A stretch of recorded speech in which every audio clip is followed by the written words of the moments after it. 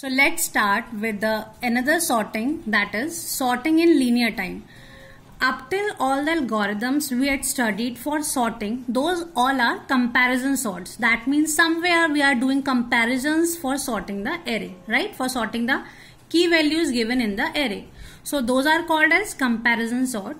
But this counting sort is, here what we are doing, here we are actually counting the elements having distinct key values. Okay, so that's why it is called as counting sort. Now, for example, this is a given array. We have 1, 0, 3, 1, 3, 1. We have this given array.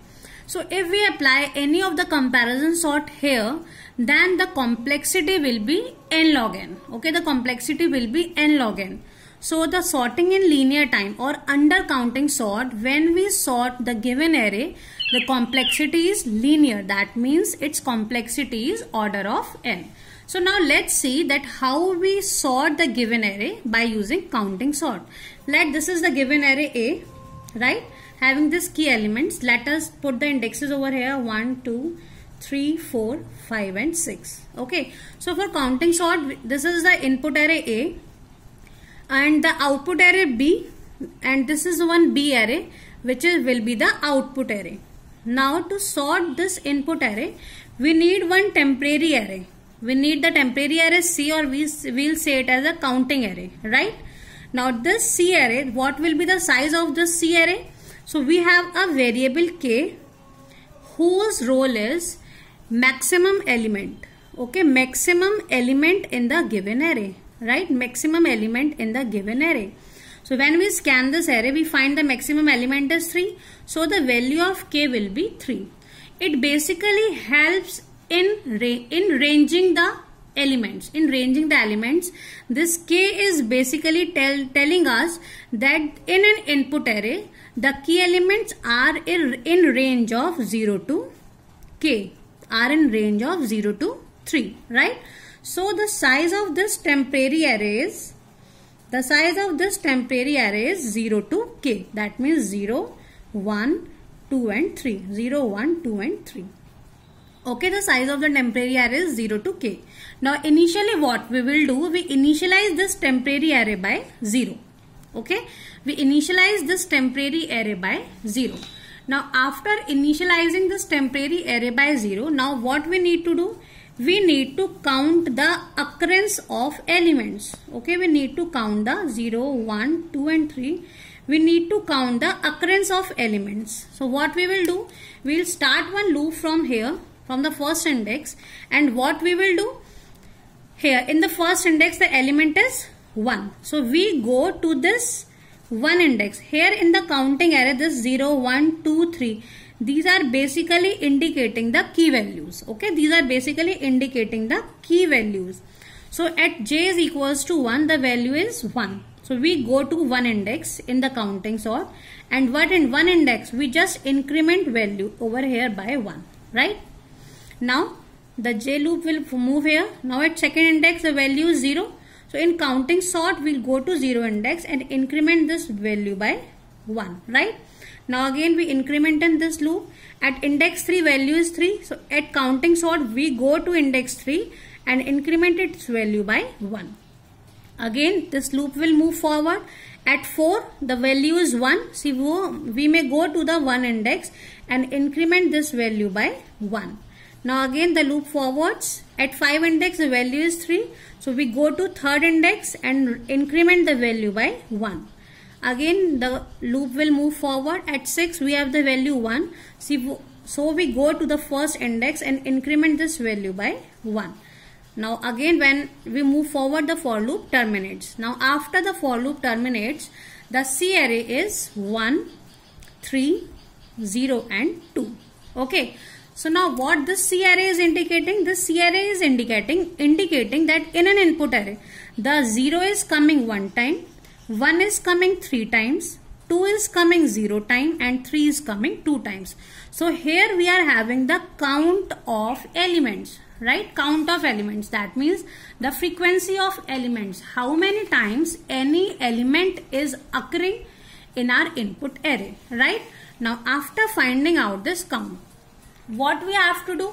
Now actually we have to build our output array, right? We have to build our output array. Now what we will do, one more thing we'll apply on this temporary array or on this C array. What we will do, this is our C array, that is 0, 1, 2 and 3. So the first value we'll copy as it is 1, right? Now for this one, what we'll do, we just add this and this, that is 1 plus 3 is 4. Again we add this 4 and this, 4 plus 0 is 4. Again we add this and this, so 4 plus 2 is 6. Now what this C array is indicating? This this is 6. 4 plus 2 is 6, right? Now what this C array is indicating? This C array is indicating that if we are at this index, that means we are having at 0, we are having one element less than or equal to 0. If we are at this position, this is indicating that we are having 4 elements less than or equal to 1. At this index, it is indicating that we are having 4 elements less than or equal to 2. And this is indicating that we are having 6 elements less than or equal to 3. Right?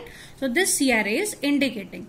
Now we have to build the sorted array. Now the size of the sorted array or the B array is equal to the input array. As our input array is ranging from 1 to 6, so it is also 1, 2, 3, 4, 5, 6. 1, 2, 3, 4, 5 and 6, right? Now to maintain the stability of array, what do you mean by stability? We had already discussed about stable sorts or the stability. It means if any key element is occurring more than one time, then in the sorted array it should occur in the same manner. If this one is coming first in the input array, so in the output array also this one will be at the first index, right? If 3 is occurring 2 times, so this 3 will occur in the output array first and this will occur after this 3, right? So to maintain the stability of the array, we start this sorting array. We'll start our for loop from the last index. Okay, we'll start our for loop from the last index. Now see it very carefully what here we are doing. So we'll start from here. Let it be j. So we'll start from here at 6th index. At 6th index, right? At 6th index it is 1. So we go to 1 in the C output array. Now at 1 we are having 4, right? At 1 we are having 4. So in output array we go to the 4th index. In output array we go to the 4th index and copy this one. Copy this one at 4th index. Copy this one at 4th index, right? And after copying, what we will do? Again I am repeating. We are starting our loop from 6. At 6 we get 1. Now after getting this 1, we go to our C array at 1 index. Here we get 4. Here we get 4. So we move to the 4th index in the output array and copy this element 1 here and decrement in this value, right? And decrement in this value. Now again the j will move here. Now at 5th index we are getting 3. This 3. Now in the counting array C we go to 3. At 3 we find 6. So we go to the 6th index and put this value 3 over here and decrement in this value, that is 5. Okay. Again the loop will move forward. Here we find 1. So we go to 1 index in C array. At 1 index we find 3. So we move to 3rd index and put this value 1 over here and decrement over here, right? Again we'll go to 3. Now at 3rd index we find 3. So this 3 we go to the C array at 3. At 3 index we find 5. So we go to the 5th index. At 5th index we put this value 3 and decrement in this value. Now again the loop will move backward. Now at 2nd index we find 0. So we come to the 0th index of C array. Here we find 1. So we go to the 1 index and put this value here and decrement here. Again the loop will move here. At 1, at 1st index we find 1. So we come to the C array at 1. Here we find 2. So at second index, we put this value 1 over here and decrement it by 1. Right? So when it will again move backward, the for loop terminates. And the for loop terminates, we see here that this is our output array. Right? This is our output array, and here we are getting that the 3 which is coming after in the output array also, it is coming after the first 3. The 3 which is coming before this 3 is coming in the sorted array before this 3. So in this way we can sort the given array, right? So in examinations also and in solution also, the output array and this C array, finally this C array is 0, 1, 4 and 4. Okay, this is our final C array. So both the arrays will be checked. Okay.